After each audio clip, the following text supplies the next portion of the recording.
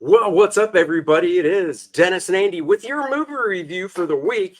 Now, this movie, you're going, Abigail. Abigail, that movie's been out. I know, we know it has, and we saw it, and now we're reviewing it. Cut us some slack. We can only do so much. Uh, Dennis, what is Abigail about? Well, this nice, tight hour 49-minute movie is about a group of criminals that wind up kidnapping a ballerina daughter of a powerful uh, underworld figure. They retreat to an isolated mansion, unaware that they are locked inside with no normal little girl, in hopes of a $50 million payday. Oh, yeah. We saw the trailer for it. We're like, oh, vampire movie. 12-year-old kid's the vampire could be interesting, so we saw it. The cast has one of my favorite actors. He's not in a lot of stuff. It's Kevin Durand. He plays this guy Peter. uh, I can't remember the first thing I saw Kevin Durand in. I remember one of the shows he was in. It was, oh my god, I think it was before the pandemic. It was on FX. It was based on a graphic novel about uh, was it vampires as well or monsters? Shit, now I can't remember the name of it. Oh well, doesn't matter. He's a bigger dude. He obviously plays the muscle in it. I do like him, and I knew him from Wild Hogs and Wolverine Origins. He played Blob, Fred Dukes. Yes, I did not know Wild Hogs. You talking about the Travolta Tim Oh Allen? yeah, the He was in. motorcycle ones of the aging guys. Yeah, he was in that one. Oh damn, I didn't realize that had to have been one of his first things. Yeah, it is. That's probably one of his earlier ones because that was like '07 or something like that. It's pretty awesome. All right. Well, there you go. So, like Dennis said, you've got this group of people. They don't know each other. They're handpicked to basically kidnap this girl. So they think, take her to this mansion and just sit on her for 24 hours, basically, as one of our other favorite actors, Giancarlo Esposito. He plays Lambert. He is supposedly the head of putting this little operation together. He's going to go to the girl's dad. Girl's dad obviously is uber rich, and you know, say we need lots of money to get your kid back. Yes. The group that they put together, they don't know each other. They don't know each other's name, so they give each other fake names. So Melissa Barrera, she's kind of the head. I've always liked her. She's from Yeah, Scream. She was awesome. She, I think, goes by the name Joey. yeah, Frank's is Dan Stevens. He's kind of the leader of the group who kind of brought maybe a lot of these guys together. Um, uh, Catherine Newton, who we all know from Ant-Man and the Wasp, she's the new Cassie. She plays Sammy. All of the characters are great, and I'm with you, Andy. Giancarlo Esposito. No matter what he plays on, he just takes the screen. He's got that gravitas, and he's the one who brings them together and says, "Hey, you just need to hold her for 24 hours, and you get $50 million, and I'll see you tomorrow." yeah, And it's awesome. There really are a really good group of cast members that come together. yeah. They gelled really well, and it's funny. Catherine Newton. I knew I recognized her, and it's because she had blonde hair in this movie, and I think in Ant Man and the Wasp she had brown hair. Yeah, That that's what I wasn't putting together. So there you and she's go. all tatted up in this one. Yeah. Oh yeah, So totally different character. yeah, so you come in there and it starts off with them literally kidnapping the girl, and they go in and they've got this cool syringe where they were able to put her asleep and they run out, and they're able to kidnap her, and they get to the house which you see in the trailer, and Giancarlo plays Lambert, and he's like, "Okay, everybody, you just need to keep her for 24 hours and have fun tonight." And they're like, "Cool," but no cell phones. And again, you see that in the trailer. He collects them, And it winds up when they get in there, you know, Joey, she's got a son of her own, and this is where you start delving into their backgrounds, and they're and her all, motivations. yeah, they really do set up all their motivations and what their backgrounds are in a neat and fun way. Yeah, and also you see in the trailer at some point uh the windows and doors, these like interior shutters close. So now they realize they're trapped. In the trailer, you see they realize, the kid's a vampire. You still don't know what the deal is though, and we will be doing a spoiler section here in a few minutes. Yeah. Um, you know, uh, to close out the non-spoiler section, I think the cast really gelled well together. I thought Alicia Weir, that's the little kid that played Abigail, I thought she was great. I'm always She was. curious, because look, we've all been around kids. Dennis and I have kids. We each have a daughter, and there's no way I could see when my kid was 12 acting like this, just in a role, Yep. because it just seems like, wow, kid, you got it, you know, got your stuff together to do this. Um Angus Cloud plays a guy named Dean. Uh Rest in peace. He died last year, actually, in real life. Um so yeah, I thought they gelled really well. I thought the way they wrapped the movie up in the end was interesting. I like that. You could say there were a couple twists in it that we'll talk about in the spoiler section. And but the way they wrapped everything up in the end, I thought was nice. Um, To me, they had a lot of problems in the middle and a lot of head slappers, and we will be delving into the spoiler section, but there were a number of moments where I went, wow, that's just stupid. And I was like, man. So the cast worked really well. The story itself had a lot of promise. It delivered on some of it, but in other parts of it, I was kind of like, eh, why would you do it? So you kind of have to, your suspension of disbelief really had to be ratcheted up a few notch because you were like, oh okay. yeah, But we'll definitely hit that in the spoiler section. Was yeah. it worth watching? The answer is yes. There you go. Let's CGC grade this sucker scale of 1 to 10 and get out of here for the spoiler part. Whose turn is it? I don't know. I go first. On this one, I was kind of torn. Like I said, there were so much. If you just removed yourself from it, and not worried about all the little stupid things that they did, you were like, okay, this was a fun movie, and that's what I go to be as entertained. I'm giving it an 8.0 just because I was entertained because I didn't think too much. If I sit there and think about it, I will just go down that hole and I'll start subtracting points. But my first reaction when I walked out of that was, okay, that was a fun movie. Yeah, I mean, same here. I was surprised because at the end of our review, when you were talking about the holes we'll talk about in the spoiler side, I was like, oh, where's his going? His grade. So mine is not far off. It's a 7.5. It's a horror movie. It's a almost a 90s type horror movie. Didn't bother me. The few holes that we'll talk about, some I'm sure I know of what he's talking about. Some I might go, oh, that's a good one, because we try not to talk about this stuff before a review. So there you go. 7.5, 8.0, 15.5 divided by 2. Darn it, look at that. We are right in the average. All right, what this thing get? So IMDb is giving it a 7.1. And then we've got Rotten Tomatoes. And Rotten Tomatoes, the critics are giving it an 83, and the viewers are giving it an 87. Oh, look at So that. all in all, looks like most everybody really enjoyed this movie. There you go.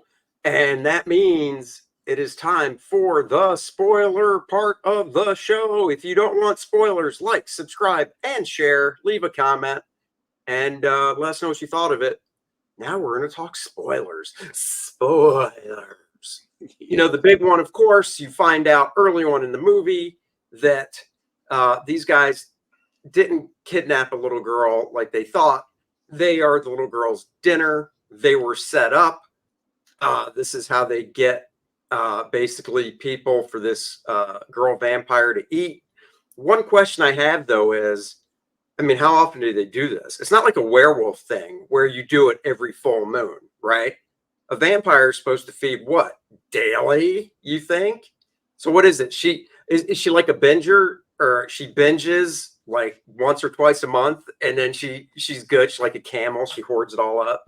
Well, it depends on your take of a vampire, That's right. and it's never explained. So, I mean, that I was thinking the same thing. Like, okay, does she drain them and then have like a blood bank back there, or do these Right. vampires only have to eat, once a month, or can they survive without? I don't know, but they do have that great scene that shows that this has been happening for a while, because there's this great scene of where all the dead bodies are down in this, we'll call it a pit, and in this liquid where they're decomposing and stuff like that after they've been drained. That was really kind of gross. The special effects and everything I thought were fun. The whole ballerina with her coming up and playing the Tchaikovsky music and stuff, and on her tiptoes and going around. There were just some really, really fun parts to this. Um, the characters, their interaction was just great. They were all stereotypes of one type or another. Dan Stevens, he was the former detective, and then he's got a really great backstory. And she had a mother, Melissa Barrera. She's the one who has a mother. She's a mother. She's got a son, and there was one part. Oh, they try to make her like humanized by having the son, but they don't really do a very good job of really landing the two. Rickles, he's the ex-military guy. Catherine's the spoiled girl who turns hacker and stuff like that. Angus, Right. he's the drug user, tattooed guy that's like, they are all very good stereotypes that were in it. And, of course, Kevin Durant, he's the big, dumb, bulky muscle of the group. So, I love stereotypes when they come together, and they do a nice job of feeding off of it. Other things, Well, they also, as the movie goes on, and after the reveal of, oh, you guys are here for dinner, you're the food for the little girl.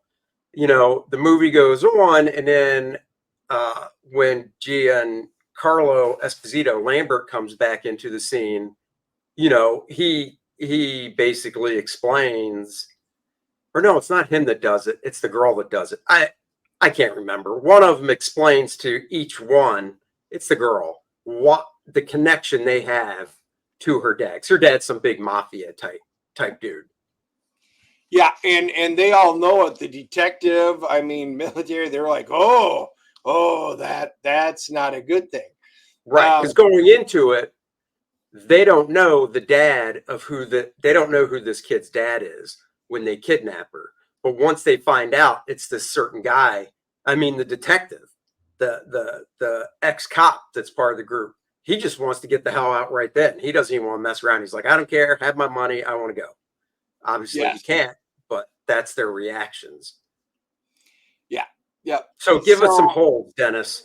Let's talk holes. Yeah, let's just talk about, things that. So you're in there, you're in this group. She's killed one, I think, already. Some of them are injured. Frank gets impaled with the stick. I'll come back to that one. But they're sitting there like, oh, we need to find her. Yeah. So we've got military gun with a guy with a big gun, and they've got all their stuff set up. Guys, let's split up. Let's go find her. And I'm like, seriously, That is the last thing that have you not watched Scooby-Doo ever? I was thinking the same thing. And it's not even a Scooby-Doo thing. It's just a common sense thing. You've got this little girl who's already killed a couple of them in pretty ferocious ways. And they know it's her that did it. So they can't fight this girl one-on-one. So they split up. I mean, just so stupid. Okay, so there's one. It is a face slapper. I mean, literally in the movie, you're like, what? Why? I mean, this is like the Scream movies, where you come up there and you're like, oh, that's just a stupid decision. Why are you doing this? And there's a number of them like that, and you're like, let's hear another hole. Let's hear another. I want you to rattle them off so I can either say, oh, I missed that, or I got it. So we're in agreement. What's the next one? All right. So we were just talking about Frank getting impaled, and I again, this is a face slapper. So he gets jabbed in his leg right above it, and it goes like right through, right above his kneecap. Yeah. And they wind up pulling out the stake. They wind up bandaging up his leg. He walks, and yet when you're doing this, when it goes through like that in that spot, you're not moving at all. He starts walking with a limp on it, and then a few scenes later, he's like moving really quickly on it, and then later in the movie, same thing. I mean, you've just torn it. You can't move it.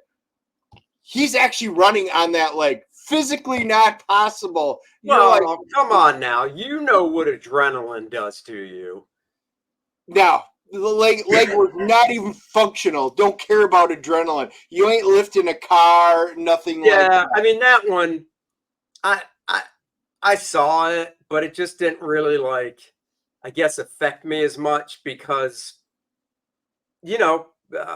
it is what it is in these movies. Somebody gets hurt to a point where you're pretty much sitting in a chair for the rest of the movie, and they don't because they can move around. So I hear you. Yeah, I hear you. When she falls in, it was a cool scene when she falls into that the pool of all the dead bodies. Yeah. So Cassie, the new Ant Girl, whatever her name is,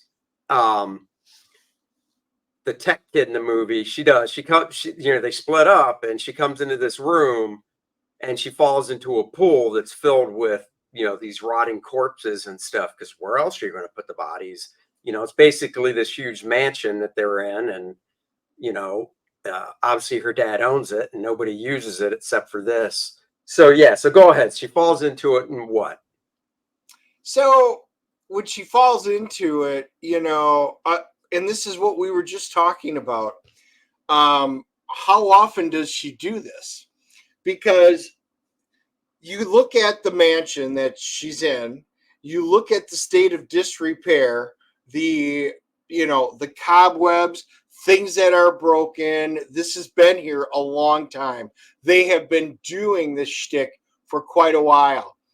And yet when she falls on them, all of the bodies that are laid on top, they all look like fresh kills. They're not in different states of decay. Oh, yeah. You don't see any skeletons. They're literally all full blown, look like, oh, they just fell into the pool yesterday. Right.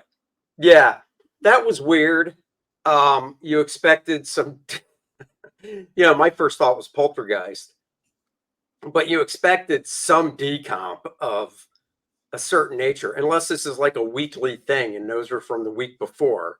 But I would imagine if this was a weekly thing, even scumbags getting offed would make the news like, wow, look at all these people that are gone missing. So yeah, okay.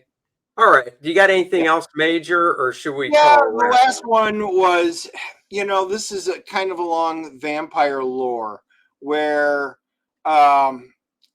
when you kill the person that turned you and stuff like that, you revert back. And they talk about it during it. When when Joey kills Frank, she reverts to human form, since Frank was the vampire who was the one who turned her. But when Frank kills Lambert, you know, which you find out he's a vampire, which wasn't really a huge surprise, but it was nice. But when Frank kills Lambert, he does not revert, even though Lambert is the one who just turned him. They literally broke their own rules. I guess in this movie, if they were going to argue back, I could see them saying, yeah, but when Lambert turned the guy, he also dripped his blood into his mouth. I'm just saying that I could easily see them, instead of saying, you're right, Dennis, we screwed up, I could see them saying that's why we had that scene where he dripped the blood to make him just, I don't know, super immortal or the rule. That's usually in it when they do it. You feed on the blood, which is what usually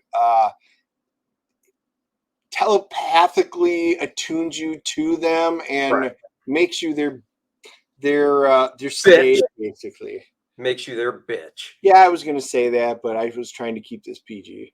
I'll get out of here. But now, like I said, if you could look past that, especially the breaking up like the Scooby-Doo gang and running around. That was the big one for me. It's so stupid. And I was just like, you know, find a way to split them up and do it without just being out and outright stupid. It would have made more sense. So if you could look past shit like that, this is just a really fun movie. Yeah, obviously you gave it an 8. I gave it a 7.5. That was the big one for me. Honestly, the head slapper was splitting up. The other two you mentioned, I noticed, but I was just like, whatever. So there you go, guys. There's the review for Abigail. And of course, KOR-DRATH, The Awakening by my buddy up there, Dennis, and myself. It is burning up the charts. It is the hit follow-up to KOR-DRATH, The Reckoning, guys. See where the story is going. We craft these stories so they are kind of a big one and done, but there's still the little plot threads that go through, kind of like the way Marvel did their movies. Except, and we're talking the older movies, not the new woke crap. There's no woke in this book whatsoever. Venture forth into the fractured realm of the Shattered Reach, where KOR-DRATH, and he's the last son of the Red Lions tribe, and he embarks on a quest steeped in destiny. His heart aflame with unyielding love, he is driven to rescue his beloved Adriana's people of the Black Eagles tribe from the big bad we introduced last time, Vordoom the Undying. They're both in search of these artifacts. Who's going to get there first? Read the book and find out. You can get many things. It's like Burger King. Have it your way. Get yourself a single cover if you'd like. And there's multiples to choose from. The main cover, the homage cover. There is, of course, the Bud Root cover, which is real special because look at that. It connects to his previous cover. So if you didn't get the previous one, you can get them both on this campaign. And we're doing something special this time. We're doing the full book with word balloons and everything, graphic novel size, the whole book in black and white for you guys that really want to look at the inking and the art line work of the book that I'm doing. We've got the preview pages. I'm going to just kick through them quickly. So you go, what was that? Wait, what was that? And you have to click on the link below. Character description. Oh my God. Another role-playing game module, courtesy of Dennis, cover by Bart Sears, Dan Lawless. Just like the previous game module, this one is a totally different story from the book. So if you get this in the book, 2 stories. That's right, 2 stories. What's the game about? You're going to have to read. Wait, hold on. Click on the link below and go check it out. New parody ad. First stretch goal announced, just like last campaign, $50,000. That's right. We're doing the playable character cards for all you out there that like role-playing games. And even if you don't, you've got nice art on the front. Flip it over. You got the character stats on the back. Dennis crafted these really well. The first 4 character cards we did with the first campaign were a hit. And that's what we're rolling out of the gate with this time. And of course, it is Vordoom. Great add-ons, KOR-DRATH, The Awakening, the layouts. That's right. Get yourself the book that features all my pencil layouts before I started inking. Great compliment to the black and white edition. Oh, what are these, Dennis?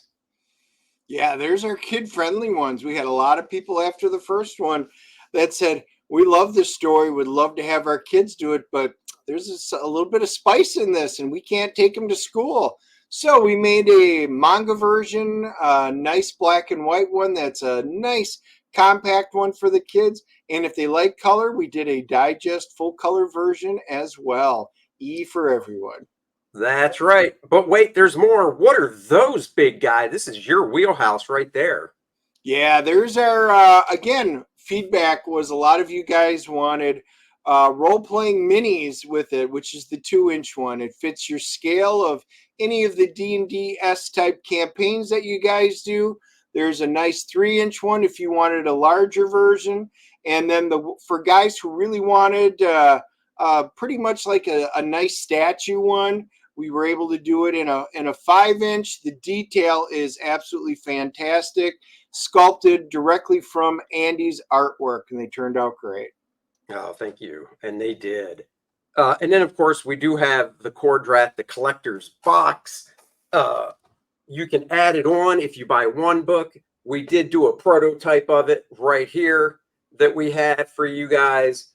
You've got on the back the homage #1 on the top. So if you lay it down to get the books out, you've got homage #2. If you put it on your bookshelf, I made a nice spine so it looks like a big fat book. The front of it where it opens, you've got the logo. Guys, this box, like I said, you can get it as an add-on, or in the featured tier, for instance, you get literally everything KOR-DRATH The Awakening, cover A, B, C, D, the black and white edition of the book, the game module, the Adriana trading card, and all the stretch goals that unlock during the campaign in that box. Then, of course, you just go down, click on the link below, all the various options that I talked about. I do want to highlight, you can get, if you missed the first book, we did a catch-up tier where you get a new Budroot cover. We're going to go back to print for a second printing. Pretty much we're just going to print a little bit above order on it to make this book a little more scarce. So there you go with that if you want to get that. And then, of course, head sketch commissioned by me. You pick the character, full figure, but the big bad booty daddy in that collector's box is KOR-DRATH 1 and 2, everything. You get everything from the first campaign and everything from this campaign. So go check it out. They all fit in the box. And you will be glad you did, just like you're glad you joined us for the movie review. Thank you guys so much for joining us on this movie review. We'll be back next week with another review, and we'll be back on Wednesday, 3 p.m. with the Dennis and Andy Show. Join us there. Like, subscribe, and share. Thank you all, and to all a good day. Live long and prosper. Exactly.